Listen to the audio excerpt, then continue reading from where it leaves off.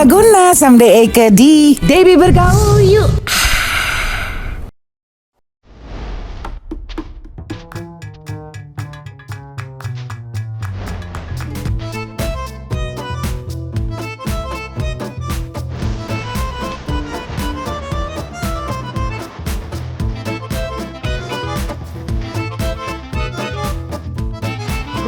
Selesai.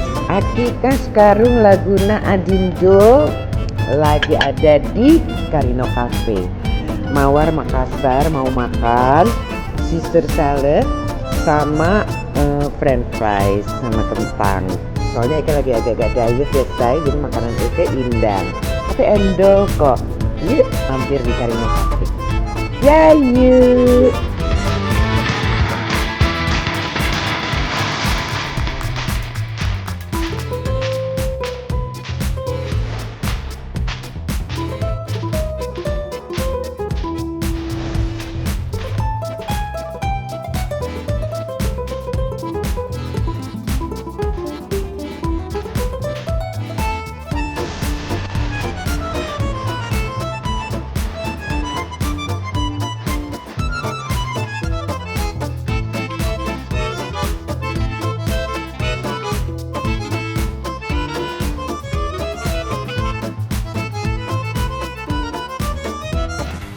Iya, saya ketemu Laguna someday Eke, ketemu lagi sama Eke di Debbie Bergaul. Dan kali orang indang, kali ini Eke Sutra bersamde dengan Iwan Sastro. Ini ramai sekali lah, lihat dari nonton kok. Pengunjung kita lebih dari 10.000. 2.000. Lebih dari 10.000. Oh iya, 20.000. Jadi ya geng gaul, ini viewer kita namanya geng gaul. Oh geng gaul. Geng gaul, jadi Geng gaul. ini ya apa namanya Iwan ini adalah penyiar radio, nggak pernah muncul tapi suaranya dimande-mande Ya, say, iya kan? Istilahnya penyihir. Ember, kalau bahasa gaulnya penyihir say. Terus Desa ya, ciri khasnya Desa kalau siaran-siaran itu suka pakai bahasa Eke, say bahasa gaul, ya kan? Ya. Dan dia menyebut diri dia sendiri apa coba kalau dipanggil sama teman-teman? Akik. Akik, say. Akik. Jadi banyak beberapa temen gue yang nyebut nama gue tuh Kak Akik.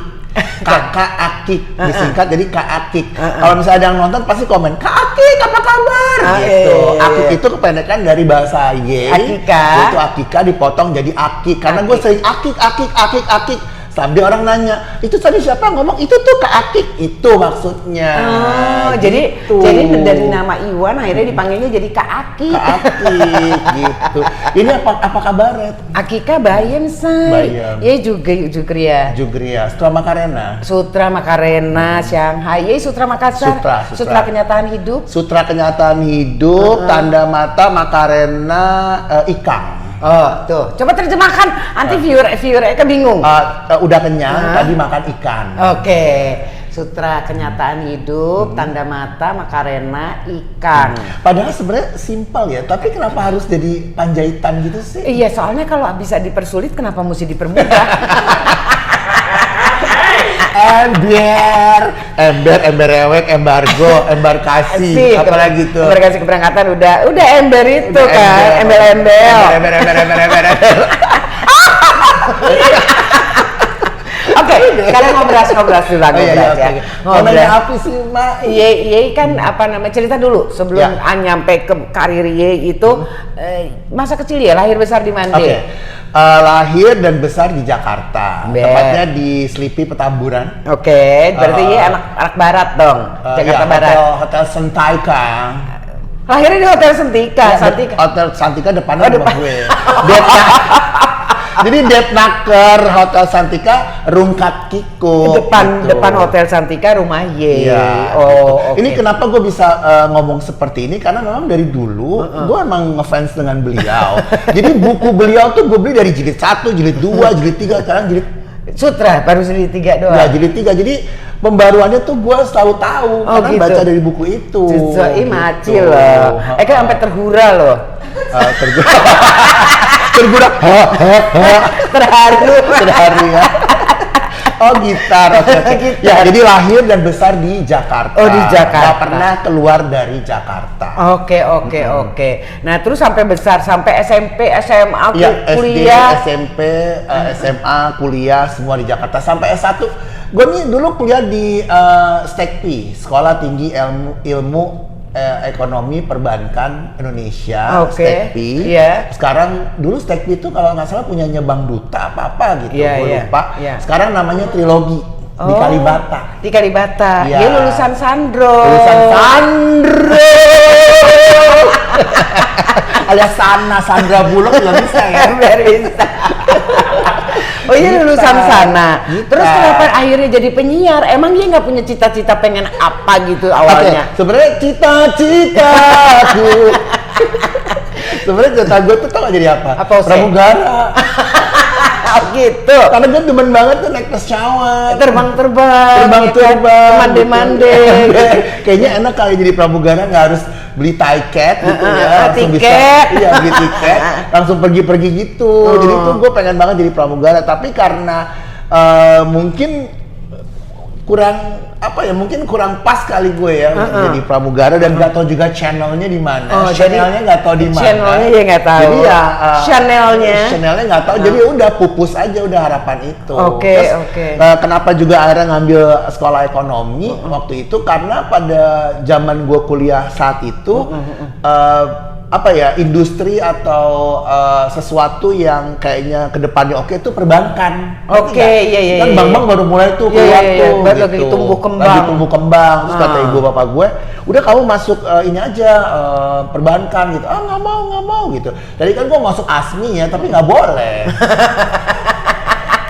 Karena banyakan perut. Canda ya. Tapi lu punya cerita sedih, tegang, kesel pada waktu lu masa kecil? Sebenarnya sih masa kecil gue tuh bahagia, selalu bahagia karena kan gue anak ketiga dari 3 bersaudara, gue bontot. Laki perempuan? Perempuan gue. Perempuan gue. Perempuan gue. Terus? Gue. Nah, 2 perempuan gue itu, kakak gue itu memang pecinta musik. Jadi gue tuh selalu dicekokin sama hal apapun berbau musik. Jadi dari gue kecil, dari gue kelenci, mereka tuh selalu setel lagu-lagu. Gue juga nggak tahu lagu apa. Akhirnya lagu itu masuk ke dalam memori gue. Dari gue kecil, makanya kenangan gue tuh nggak ada yang buruk, tapi kenangan gue tuh selalu happy karena gue selalu dihiasi sama lagu-lagu. Sampai akhirnya gue mencintai musik itu sendiri, tapi gue nggak sadar gitu loh, sis Dep, nggak sadar kalau ternyata tuh gue suka musik ya, dan di luar kepala musik itu kayak udah kayak Wikipedia gue gitu loh. Jadi orang nanya apa gue bisa jawab, ini lagu apa gue bisa jawab gitu. Dan mereka pada saat itu waktu gue masih kecil, mereka dengerin radio. Radionya Prambors. Jadi yang gue tahu saat itu radio adalah radio Prambors. Jadi masa kecil gue sampai gue gede dengerinnya radio Prambors. Dengerin aja orang ngomong, gue dengerin, orang ini gue dengerin. Gue cuma ini orang ngomong seru banget ya, apa seru gitu. Tapi itu cuma ingatan di masa kecil aja sih. Gitu. Sampai akhirnya gue kuliah, udah gitu. Dan radio itu masih ada di benak gue, tapi kayak kesimpan gitu loh, sis Dep. Yang penting gue kuliah aja deh gitu. Gue mau jadi apa, ya itu urusan nanti gitu. Nah terus berarti dari cita-cita awal tadi pramugara yang nggak jadi itu, akhirnya kenapa terus terjunnya ke penyiar? Nah, langsung mulus-mulus aja apa gimana saya? Nah akhirnya pas akhir tahun 90-an, ketika gue udah mencoba masuk dunia perbankan, ternyata gue nggak menikmati gitu, karena di belakang meja dan gue harus diem. Tapi lu udah masuk, udah mencoba, udah lagi kayak di training gitu loh, di salah satu bank swasta lah. Kok gue diem ya, ngomong kerja. Baru mau ngomong kerja. Nggak, kayaknya jiwa mau ngomong gue tuh nggak tersalurkan gitu loh. Akhirnya di waktu yang bersamaan si Radio Prambors itu buka lowongan menjadi seorang penyiar. Oh. Karena yang gue tahu radio itu adalah Radio Prambors, akhirnya gue ngelamar lah radio itu. Oke. Gue nggak tahu radio yang lain kan, karena kakak gue dengerin Radio Prambors kan, akhirnya gue dengerin. Pas gue dengerin ada lowongan, gue masukin, nggak diterima. Nggak dipanggil. Oh. Tapi gue tetap di kantor itu ya, di kantor bank itu. Ada lowongan lagi, nggak dipanggil lagi. Penyiar lagi, nggak dipanggil lagi. Iya, mendaftar lagi. Terus kan gue penasaran ya, apa salah dan dosaku gitu kan. Kenapa gue nggak bistik ya? Maksudnya kenapa gue nggak dipanggil? Kenapa gue nggak dipanggil gitu? Apa? Sementara bank tuh dengan mudahnya gue memanggil gitu. Berarti kan psikotes gue nggak ada masalah ya, maksudnya gue oke gitu. Kenapa nih radio kagak manggil gue gitu? Yang ketiga, Sisder. Ada lagi lowongan, tapi nggak tahu posisinya apa, bukan penyiar. Oh, oke. Gue lamar lagi. Oke. Dipanggil? Enggak dong. Enggak juga. Enggak dipanggil, ketiga kali. Padahal bukan penyiar. Oke. Akhirnya terus gue men-challenge myself gitu kan. Gue coba lagi sekali. Ini apa, bulan berganti bulan ya, maksudnya bukan pada waktu bersamaan gitu. Akhirnya udah, terus yang keempat ada lowongan sebagai music director. Gue juga nggak tahu apaan. Pokoknya ada lowongan aja. Gue daftar. Dipanggil Sister. Music director. Kan juga, lu waktu kecil juga lagu-lagu kan ada di kepala. Tapi kan gue nggak tahu kerjaan di radio tuh posisinya apa aja. Iya. Pokoknya ada lowongan itu, gue masuk aja udah. Yang penting gue masuk aja dulu gitu. Masalah nanti gue jadi apa urusan nanti, yang penting gue masuk dulu. Gue masuk. Yang daftar banyak banget, dipanggil. Seruangan ini ada banyak gitu kan. Dites, tanya-tanya apa segala macam. Lolos. Besoknya dipanggil lagi. Apa yang membuat Ye lolos menurut Ye? Ternyata masuk radio pada zaman gue itu akhir tahun 90 tuh kayak masuk kantor, Sisder. Kayak orang ngelamar kerja beneran, kayak di interview, terus besoknya psikotes, terus besoknya ditanya-tanya pengetahuan umum, lalala lili, terus kenasionalismean kita, gitu-gitu. Oh gitu. Semuanya tuh ditanya kayak orang mau masuk ke pemerintahan gitu loh, dites. Tapi yang bikin gue bingung, ternyata ada psikotes juga ya pada saat itu ya. Semuanya dites. Akhirnya gue lolos, diterima lah, tinggallah 2 orang. Karena masuklah gue di Prambors itu. Tinggal 2 orang, salah satunya Ye. Ya. Akhirnya Ye masuk. Gue masuk, terus disuruh kerja. Puas dong Ye. Gila lo, gue udah 4 kali. Baru ini lolos. Masuk. Itu buat gue tuh kayak satu kayak prestasi, achievement in my life.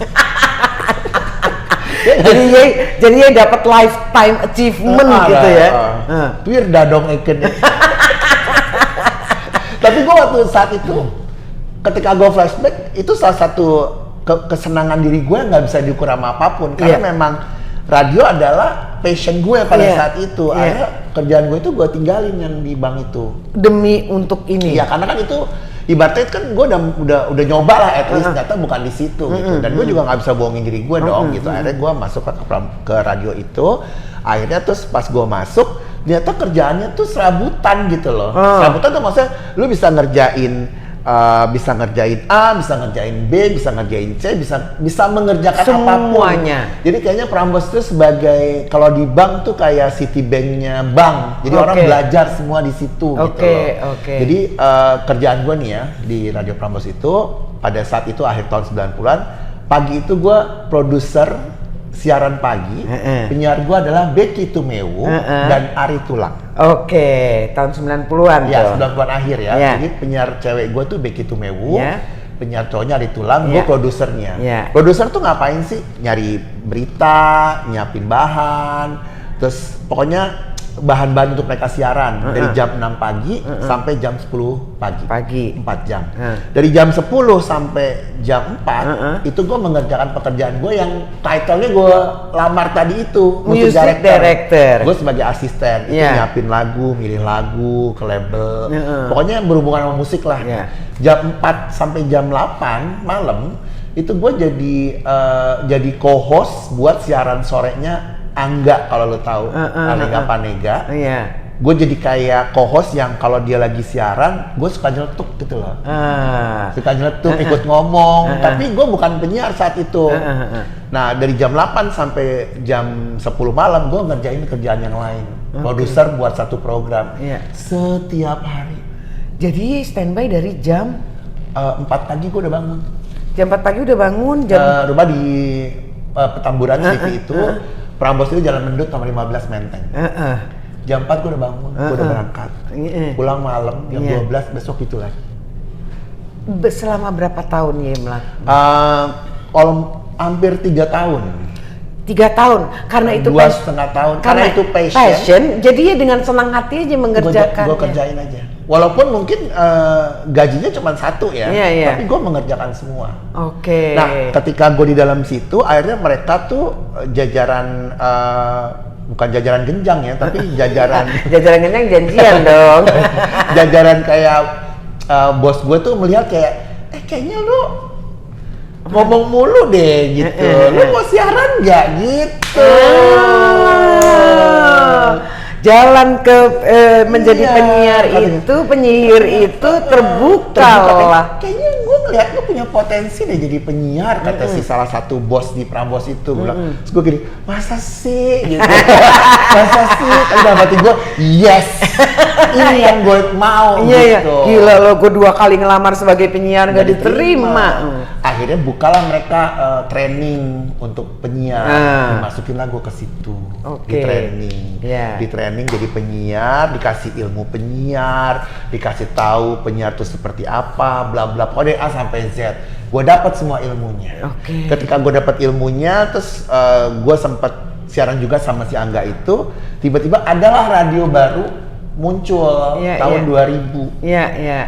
Tahun 2000. Banget, tahun 2000. Berarti lo tuh di Prambors lama juga ya, dari tahun 90 sampai Enggak, gua akhir tahun 90-an. Oh, akhir tahun 90-an. Kayak 97 98 gitu. Pas tahun 2000 ada radio baru namanya Indika FM. Di Gedung Mitra Gatot Subroto. Radionya baru. Mencari penyiar. Mencari semuanya, mencari penyiar, mencari ina inu. Terus akhirnya gue ketemu sahabat gue waktu di Abang None dulu, namanya David Holik. David Holik. David Holik itu udah duluan di Indika, dia nawarin gue, lu mau masuk nggak Indika, katanya gitu. Tapi gue udah di Prambors, gue bilang gitu, udah lo pindah aja, katanya gitu. Oh iya, katanya gitu. Tapi gue mau jadi penyiar ya, gampang, katanya gitu. Akhirnya pindahlah gue dari Prambors ke Indika. Gitu. Nah kebetulan, ternyata pas gue masuk Indika, bos gue adalah orang yang dulu pernah kerja di Prambors. Ketemu lagi di sini. Gitu. Ketumbar Laguna ya. Ketumbar Laguna ya ini di sindikat. Di sini maksudnya. Lo jadi penyiar ya? Yes. Gitu. Ya dan karena itu bos lama di Prambors, akhirnya dia nyaranin gue supaya jadi penyiar. Nah itu kan radio baru dan juga penyiar baru, semuanya baru dan fresh. Dan tahun 2000 itu kan milenium ya, maksudnya sesuatu yang baru lah dan tagline Radio Indika saat itu adalah Real Life. Real Life. Frekuensinya 91,6, jadi Real Life 91.6 Indika FM. Real Life itu adalah apa adanya. Nah, bos gue bilang, lu siaran apa adanya ya. Jadilah diri lu sendiri. Dengan lu yang baru nih. Lu kan sebelumnya di Prambors nih, radio anak muda. Lu harus hilangkan itu, lu menjadi diri lu dengan pribadi yang baru, dengan karakter yang baru. Terus gue mikir, karakter yang baru, gimana ya caranya ya gitu. Karakter yang baru alias personality yang baru. Personality itu apa ya? Sesuatu yang baru lah gitu. Pun nama gue juga dirubah dari Prambors Iwan Setiawan di Indika menjadi Iwan Sastro. Oh begitu. Iwan Sastro itu diambil dari last name-nya emak gue. Sastro Warjuno. Mak gue. Kalau Dian kan Sastro Wardoyo. Kalau gue Iwan Sastro Wardoyong. Enggak, Warjuno. Jadi diambil Iwan Sastro doang. Lahirlah Iwan Sastro di Indika FM tahun 2000. Kalau Iwan Setiawan bokap, nama bokap. Kalau nama asli gua Alamsyah Ridwan Setiawan Caniago itu bokap. Iya, oh Caniago. Kalau waktu di Prambors namanya Iwan Setiawan. Oke. Agak diulang-ulang kan. Iya, iya. Nah, ada karena bos gue bilang sesuatu yang baru, ada kita merubah nama. Biasa kalau penyiar itu namanya nggak sama kayak KTP, kebanyakan tuh namanya beda-beda. Oh gitu, Iya. rata-rata beda ya. Karena kan harus mencari personality, Iya, kan, iya, personality iya. keluar. Iya, iya. Terus gue bingung. Ini temanya real life, gue harus ngapain ya dengan karakter gue ya? Kan gue nggak mungkin yang, halo, apa kabar, gitu. Wah, kaku banget. Nah, di waktu yang bersamaan, Adin lah Diana nih. Dia bisa artian dengan bahasa gaulnya gitu. Wah lucu nih kalau gue ngembangin bahasanya dia di siaran gue. Tapi gue harus cari sosok dulu nih untuk meluapkan itu semua gitu. Nah karena zaman dulu tuh ada, lo tahu catatan si Boy kan? Tahu dong. Ada karakter Emon kan? Iya. Emon itu kan seru ya orangnya kan? Terus gue pikir, bagaimana kalau gue nggak ngambil karakternya Emon, gue gabungin sama bahasa Y, keluarlah Iwan Sastro. Jadi Emon itu gue ambil celutukannya kayak, dia kendi, bisa aja deh lo, bukan yang melambainya, enggak, tapi yang celotekannya, atau yang gini, Emon, ntar lu gue matiin lo. Ah, dimatiin. Emang lampu dimatiin gitu. Celutukannya gitu. Itu yang gue ambil konsep itu sama bahasa Y. Akhirnya ketika konsep itu gue kasih ke pendengar tahun 2000, deng. 12 tahun gue di Indika Siaran. Dengan 12 tahun dengan konsep itu. Dengan konsep itu sampai muncullah keakik itu. Karena gue adalah the one and only penyiar yang saat itu menggunakan bahasa Sis Debbie dengan karakter Emon yang masuk ke dalam Iwan Sastro. Kalau gue pribadi, gue nggak kayak gitu. Gue orang itu ya cenderung diem. Ya, masa sih? Ajak ngomong baru ngomong. Tapi ketika udah ada mic dan menjadi Iwan Sastro, langsung keluar. I don't know why. Kayak it's magic, you know. Nah, ini gue sekarang datang sebagai Iwan Sastro nih. Tapi tadi lu di luar tadi gue lagi makan, itu bukan Iwan Sastro. Gitu. Jadi penyiar tuh harus punya sesuatu yang harus diberikan gitu. Iya. Gitu. Iya, berpartner sama siapa itu? Pada saat itu ada partner gue namanya Irwan Ardian. Iya. Sampai sekarang pun kita juga masih berkolaborasi. Iya. Masih suka ketemu. Ya, emang dia adalah partner yang memang dari dulu sama gue gitu. Selalu sama gue gitu. Terus yang ngangenin nggak sih saya pekerjaan Y itu? Ya di Indika waktu siaran sore. Oh sore. Udah kayak tahanan kota, nggak pernah ngeliatin matahari tenggelam selama 12 tahun. Jam 4 sampai jam 8 malam. Senin sampai Jumat. 12 tahun. Makanya buat yang lagi nonton sekarang, mungkin kalau memang dulu pernah dengerin akulah Iwan Sastro, karena waktu zaman aku siaran belum ada sosial media. Betul. Jadi orang nggak tahu wujud aku kayak gimana. Iya. Ya nggak sih? Taunya cuma dengar suara dan menyukai aja. Iya. Kalau sekarang kan udah ada sosial media, makanya sekarang bisa ngeliat aku tuh kayak gini wujudnya. Dulu berambut loh. Dulu berambut. Waktu masih siaran berambut. Ada kok foto-foto yang tak bisa dilihat kan? Kenapa saya sekarung di Habibain? Biar boxy. Botak seksi. Beran boxy. Kangen banget dengan siaran. Iya, kangen ya. Berarti di Indika 12 tahun tuh tahun berapa sampai berapa? Tahun 2012. Setelah dari Indika pindah ke MRA Group, pindah ke Cosmopolitan FM. Sempet karena dari radio yang anak muda, setengah tua, radio ibu-ibu. Cosmopolitan FM tuh buat ibu-ibu. Gua dari tahun 2012 sampai 2000, cukup lama juga deh. 17 ya, ya kurang lebih lah segitu. Gitu, sempat di situ juga. Abis dari situ udah nggak siaran lagi. Sampai sekarang. Terus gitu ada pandemi pula. Iya benar. Benar-benar nggak ini. Menurut Y, penyiar sekarang seperti apa perbedaannya sama zaman Y dulu? Kalau dulu kita bisa long talk. Long talk tuh ngomong panjang. Ngomong panjang. Kalau sekarang tuh nggak bisa. Sekarang tuh kalau ngomong dibatesin, hanya berapa detik atau berapa menit, beda kayak zaman dulu. Ya perubahan-perubahan itu juga terjadi karena tuntutan dari ya keadaan ya, maksudnya kayak aku nggak suka nih penyiarnya ngomong panjang karena gue nggak suka penyiarnya gitu, atau gue nggak kenal penyiarnya jadi lagu aja gitu. Kalau dulu kan penyiar itu kan nggak banyak kan, hanya beberapa. Jadi ketika penyiar favoritnya lagi ngomong, ya sebaiknya ngomong aja, jangan kasih lagu. Jadi kebalikannya gitu. Jadi aku pengen dengar penyiar ini, nggak mau denger lagu gitu. Sekarang kebalikannya, maunya denger lagu bukan denger penyiar gitu.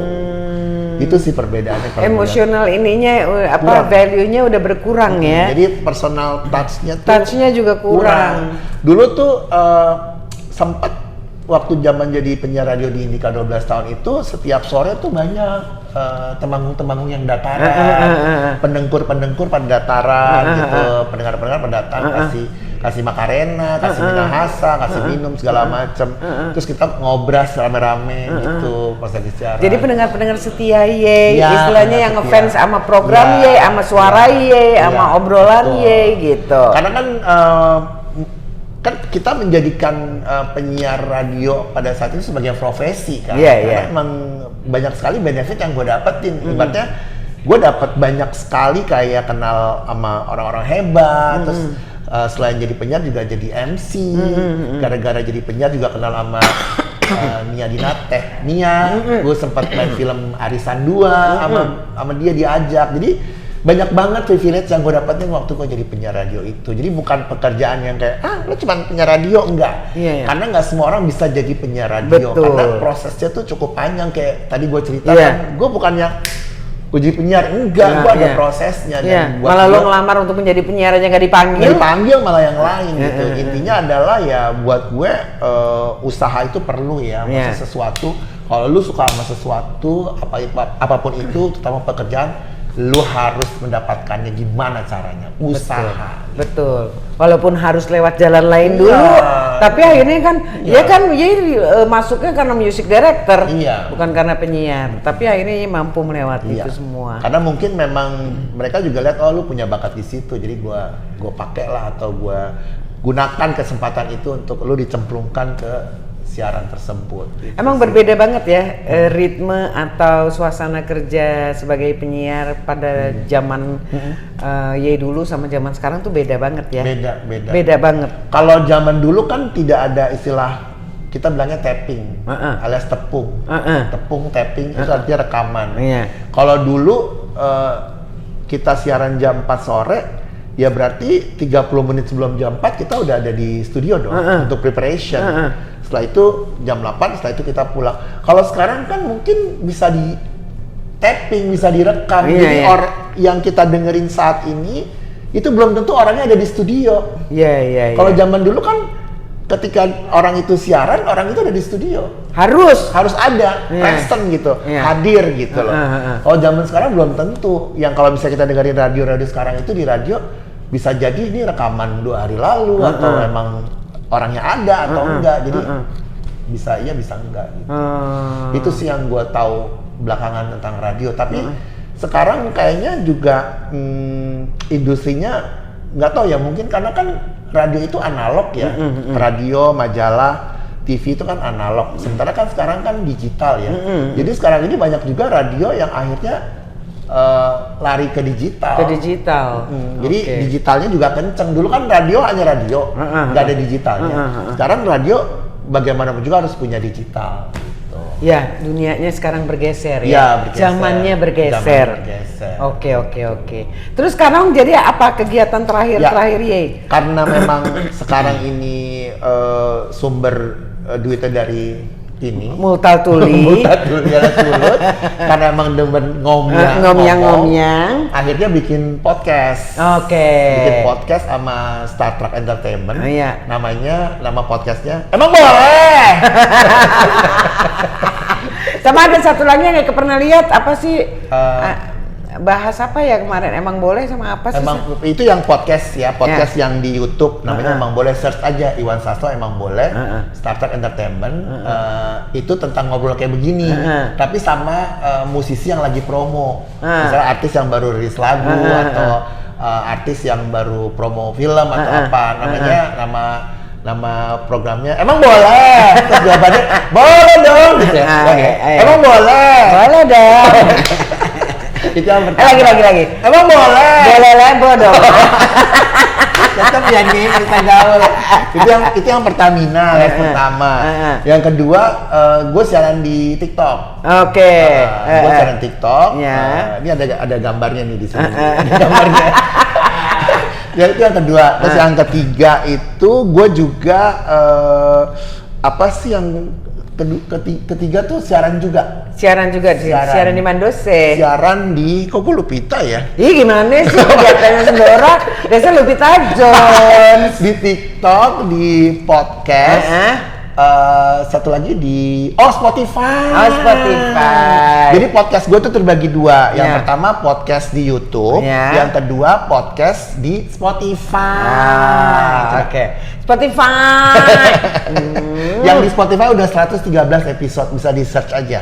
Oke. Wan Sastro Spotify gitu. Yeah, Jadi emang kerjaannya sampai sekarang tetap ngomong tapi di digital. Emberan gitu.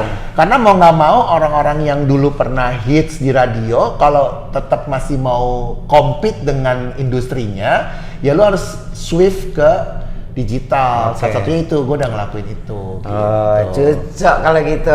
Masih ada harapan-harapan saya terakhir nih, harapan atau apa yang udah ada pengennya tingkatkan?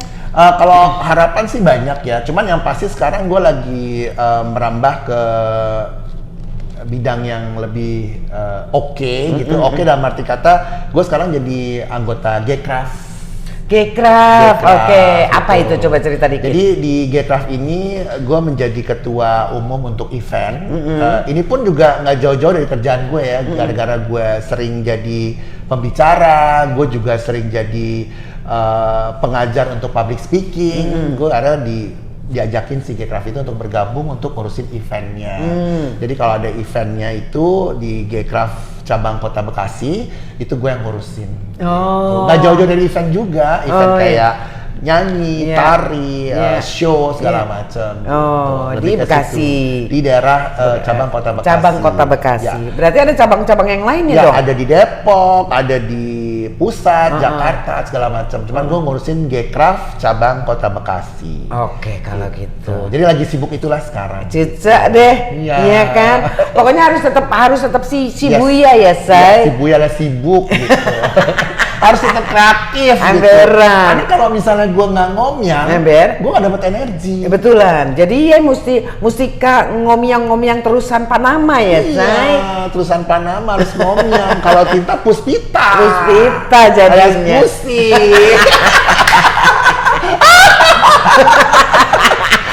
Susah ya. Kayak kunti ya gue. Emberan. Gitu dong. Tapi ngomong-ngomongnya ini bisa berapa lama sih ngobrol nih? Udah nih kita mau udahan nih sekarang. Udah. Kira 50 jam. Oke kalau gitu Ban, pokoknya tangki minyak iya yang terjemahin. Tangki minyak Untra waktunya ya saya. Semoga pokoknya Eka doain semoga sukses terusan Panama. Oke. Artinya adalah terima kasih udah datang, semoga lu sukses. Udah gitu doang. Tapi penjahitan ya, Say. Penjahitan gitu, emang jadi gitu kan. Kita gitu kan. Lagi kita bye. Tapi ketemu lagi di Devi Bergaul Karino Cafe. Terima kasih. Bye.